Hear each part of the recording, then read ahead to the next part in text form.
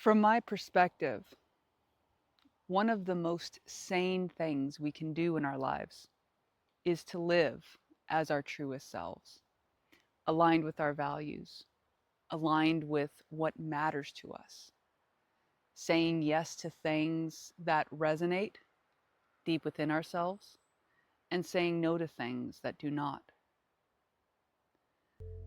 Sometimes people say to me, Danielle, that sounds really hard. That must be really hard for you to sometimes say no to things. And from my experience, the cost is not worth it. I imagine that as you make choices that are more and more in alignment with your own resonance in your life, you may yourself start to experience that the cost of saying yes to things that are out of resonance for you is simply not worth it. And you discover that even things that might seem like a yes on the surface hold far less appeal than what they once did as you connect more and more clearly to how powerful you are, to how things work out when you create from an aligned way. And I imagine that you'll have a lot more fun as well. Because from my perspective, this reality at its roots is about experience. I'm not here to judge anyone's version of fun. I mean, there's some pretty quirky people out there. What I notice is sometimes when we are overly stuck in our patterns, we may temporarily forget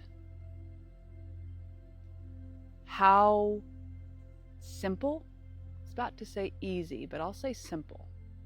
We might sometimes temporarily forget how simple it actually is to shift because we have applied so much focused momentum towards an experience of reality that we don't prefer. It's not my habit or my experience to argue with anybody about the shape of their reality. From my perspective, that's not really any of my business. What I do enjoy doing is I do enjoy sharing possibilities with those who are curious, those who are interested in other ways of being. Because from my perspective, if you're having a good time already, and you would prefer not to shift the way you're moving in reality, then that's excellent. Keep on keeping on. Very cool. For myself, there's been times that I've enjoyed the way that I've experienced reality, and then there's been times when I didn't like it so much. And during those times, I found it very helpful to receive new perspectives, to observe how other people were creating, and to apply some or all of those experiences in my own life so I could create in new ways.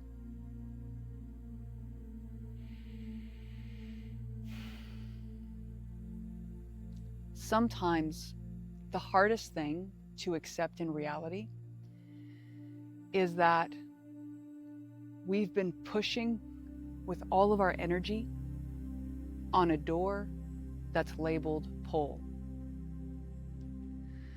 And that all along, if we simply understood, we could have reached out and pulled that door open. The freedom that we can allow ourselves comes with laughing when we realize it,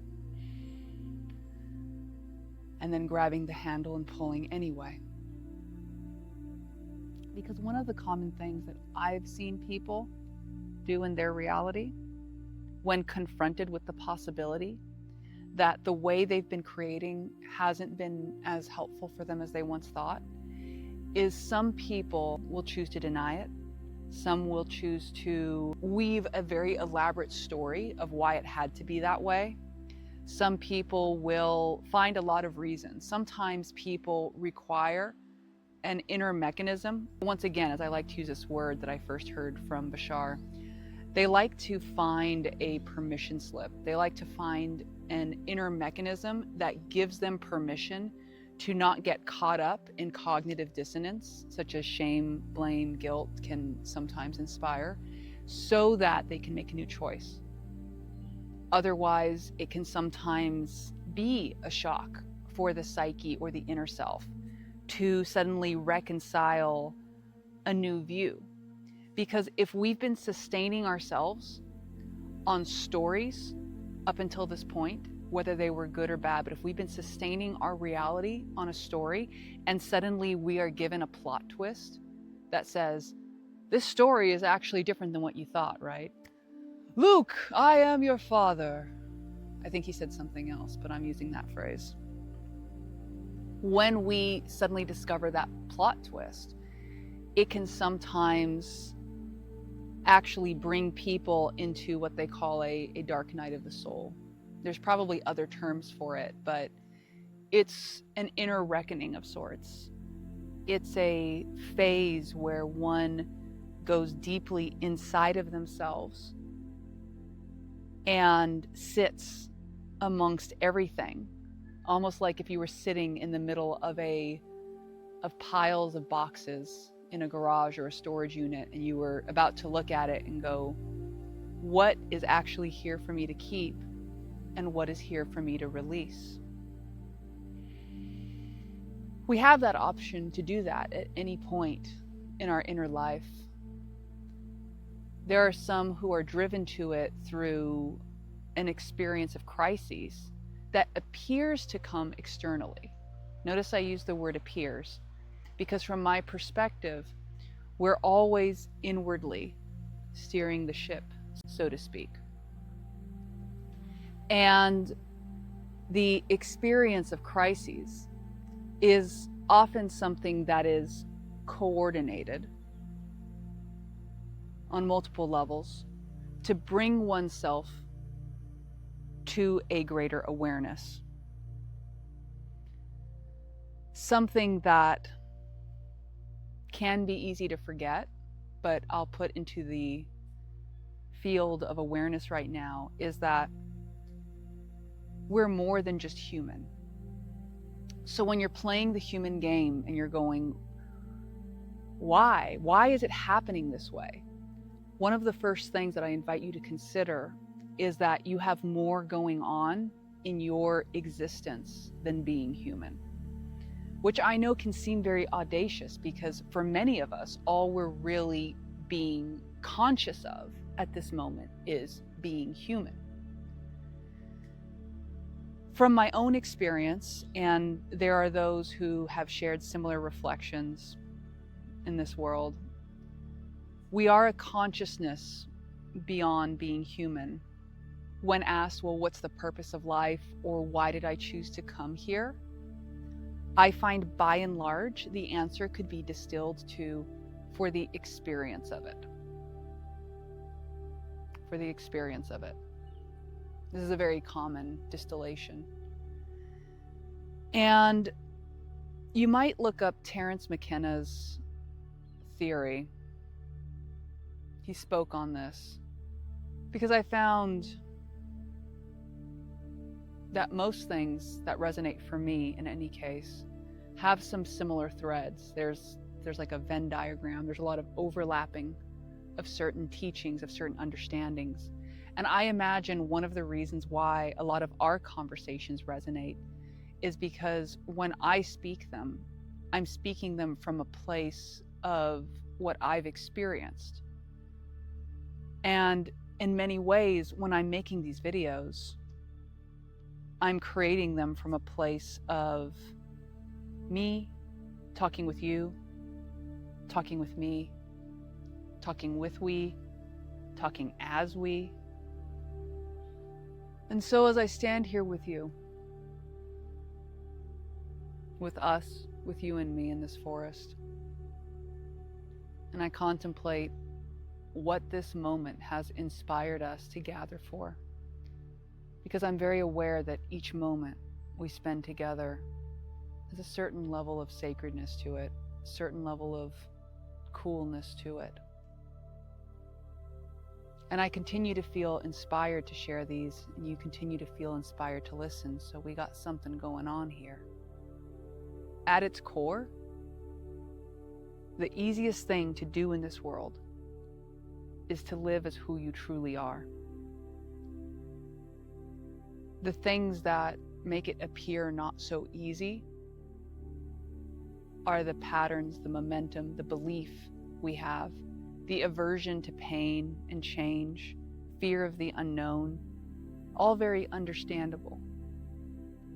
Because sometimes we find ourselves awake in a given moment, looking around and suddenly realizing, uh-oh, I've just built a life around a version of myself that was a story. And when we find ourselves in that moment, the invitation is, do I choose and turn my attention inward and go, what here stays? And while I understand I'm presenting this almost like an intellectual question, from my experience, it's an embodied answer. It's an in your body answer. Because from my own experience, and again, this is my experience, I find that our bodies contain within them the blueprints of what we chose to focus on in this version of ourselves.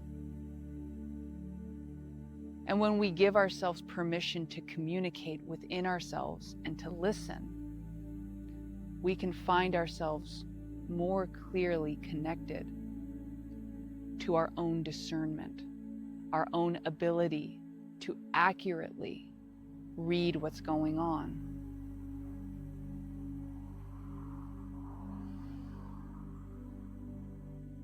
It's my own perception that wherever you are, start right here. You've been starting, continue. I have found that it's impossible to get it wrong. And the times that we have thought to ourselves, oh, I failed, or I've let this person down, or I've done this, or I've done that, in my experience, those times, those voices, are the aspects of ourselves that are the unconscious agents of resistance to change. It's simply one of the ways, one of the mechanisms we have to shut things down internally when we don't feel prepared to take the next step forward. Now, there's no judgment on that, simply awareness. What's so cool about awareness is awareness allows you to see when the pattern's happening. Even if you don't have the clear answer at hand on what to do next for the pattern, sometimes, and many times, it's enough to see what's going on. Because as you see that, suddenly you start seeing the opportunities to shift. They become more apparent, because when you don't know you're in a pattern, why would you even know that there's something to shift from?